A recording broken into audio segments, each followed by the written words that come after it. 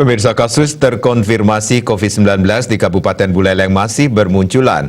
Per Selasa 18 Agustus 2020, ada penambahan kasus terkonfirmasi COVID-19 sebanyak 11 kasus. Peningkatan jumlah pasien terkonfirmasi juga diimbangi dengan pasien sembuh yang mencapai 18 orang.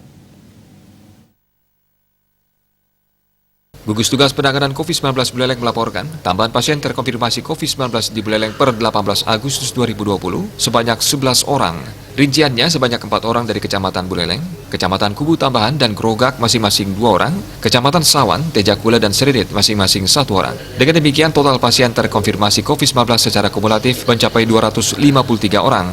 Di lain pihak, perkembangan penanganan COVID-19 menunjukkan kabar yang mengembirakan. Pasien yang dinyatakan sembuh saat ini mencapai 18 orang, sehingga secara akumulasi pasien sembuh mencapai 176 orang. Sebanyak 11 orang, meliputi 1 Kecamatan Sawan sebanyak 1 orang, 2 Kecamatan Seridit sebanyak 1 orang, 3 Kecamatan Grogak sebanyak 2 orang, 4 Kecamatan Kubu Tambahan sebanyak 2 orang, 5 Kecamatan Tejakula sebanyak 1 orang, dan 6 Kecamatan Buleleng sebanyak 4 orang.